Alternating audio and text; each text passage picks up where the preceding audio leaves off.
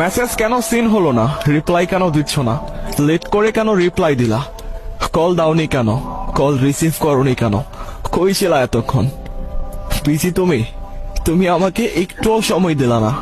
আমাকে আসলে তুমি একদম ভালোই বাসো না। এই কথাগুলো তারাই বলে যারা প্রিয় মানুষটার জন্য সারা দিন অপেক্ষা করে।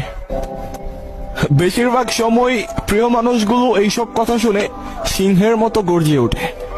কেন কেনই বা কৈফিয়ত দিতে হবে? সে তো আর চুক্তিবদ্ধ না।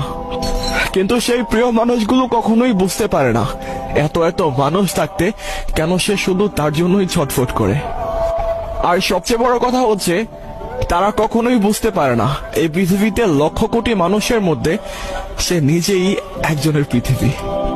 আর কখনো কখনো একটা সম্পর্ক টিকিয়ে রাখার জন্য স্যাক্রিফাইস করতে হয়। আর একটু স্যাক্রিফাইস করে ফেললেই মহাভারত অশুদ্ধ হয়ে যায় না? শুধু দুইটা মানুষ আর একটা সম্পর্ক বেঁচে যায়।